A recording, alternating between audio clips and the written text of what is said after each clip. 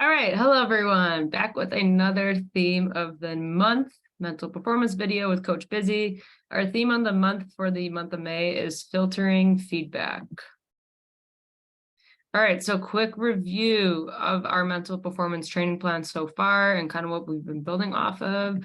We talked in January about being in the yellow. Another quick check-in I want you guys to do almost daily after practices is really recognizing your thoughts. And if there's any negative thoughts you've been having, that you can keep really neutral and in the yellow and kind of measure those out. Combining our mental highlight reel and body language, I want you guys to continue to watch your highlight reel, especially now that qualifier season's done, our bigger tournaments are kind of over and we're preparing more for nationals now.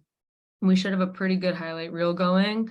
And this is a great way to also check on your body language after winning and losing points and seeing what you can improve in the last 2 months of the season before we head to nationals.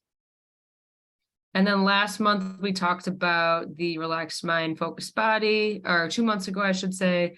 So I want you guys to take a couple of seconds, pause my video right now and practice that 5-finger breathing. This is something you can do before practices, during games. Super simple to kind of relax our bodies and stay super focused.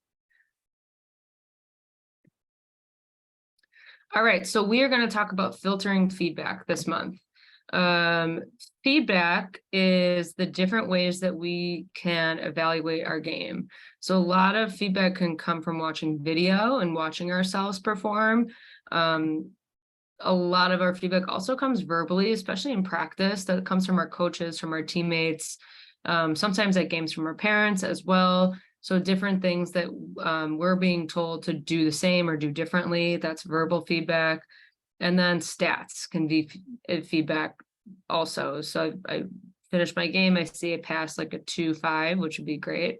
That's feedback. That's telling me this is a skill I'm doing really well. It's not specific feedback, but it's definitely feedback. Coaches often use feedback to correct us so we can make positive changes. I think coaches' feedback often comes from comments or reinforcement tactics. It also can come from stats or videos as well.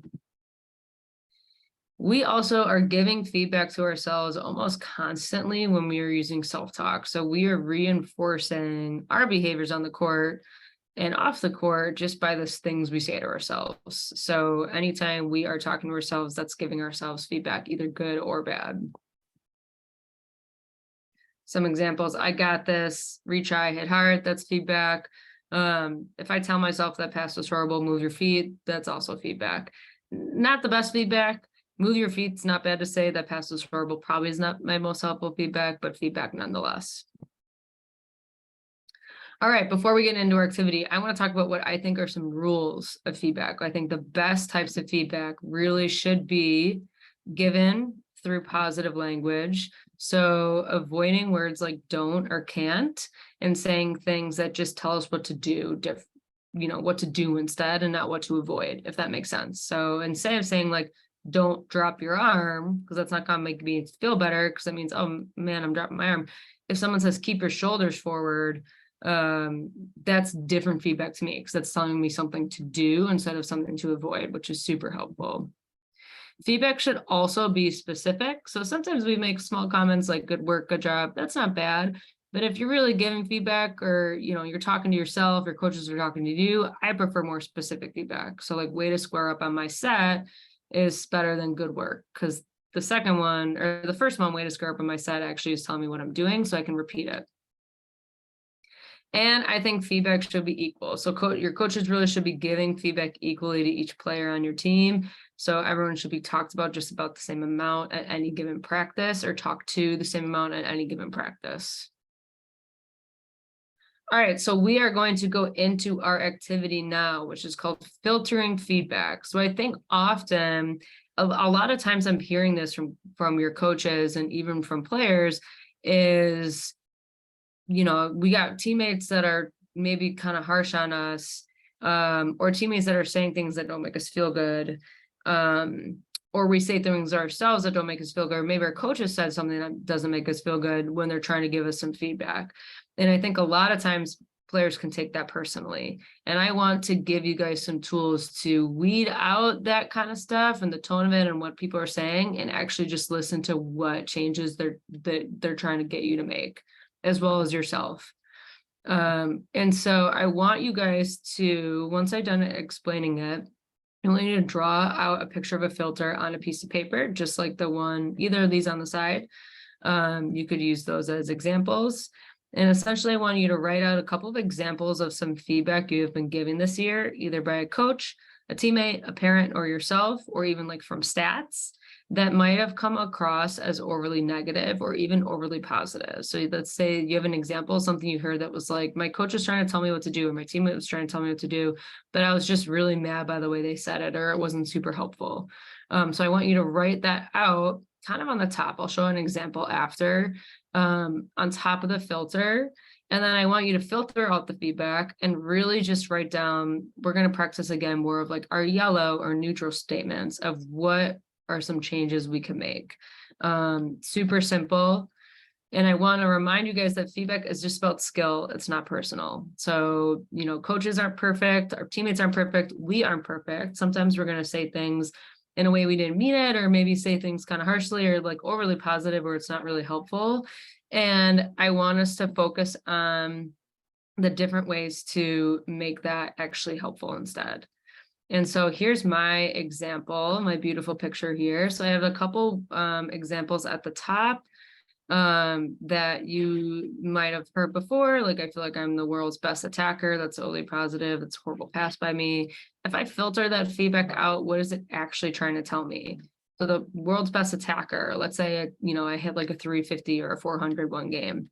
That's actually telling me maybe I'm hitting great shots and I'm moving the ball. That's way more effective feedback. Maybe with my horrible passing, it should just be like, why I have to swing less on my pass and keep my shoulders forward.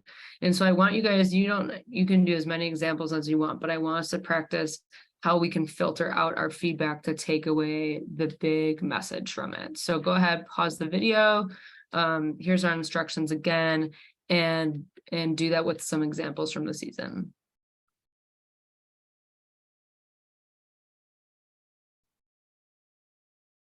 All right, so when should we be doing this? When should we filter feedback? So each practice and game, you're going to get feedback from yourself, your coaches, and your teammates. Sometimes the message can get lost in high emotions or moments of stress. So I want you to filter the feedback when you feel like these things are taken personally for you, or they're taking away from your skill or your game and causing a distraction. So if there's like a time where you're like, I just am kind of upset by what they said, or it's not helpful, that's a good time to use like the filtering feedback. How do we practice doing it? I want you guys to do this again. Like I always tell you, it's going to take some practice, but take time to reflect on changes you want to make, or things that you feel like you're doing well in practice that you want to keep doing.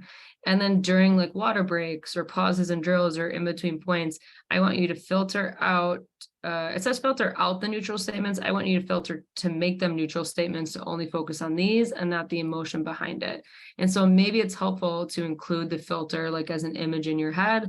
Then you get feedback from your coach, and sometimes feedback is straight up, doesn't need filtering. That's great. Sometimes you're like, I just am really upset with how I'm playing. It's not helpful. And your question should be to yourself, well, how do I make changes? What do I need to do to make a change? And that is our filtering. So kind of imagine this in your head. I feel like this is a good tool as we have a lot of practices, less tournaments in May. This is a great time to practice this. So we're really prepared for nationals, to be really focused, neutral feedback, all the good stuff. Awesome. As always, if you guys have any questions about this, comments, concerns, anything, find me in the gym, send me an email. And as always, go Sting. Good luck Memorial Day weekend for everyone. I know some teams are also playing in Indy coming up. So Indy Cup, Memorial Day weekend, any other tournaments you have, good luck and go Sting.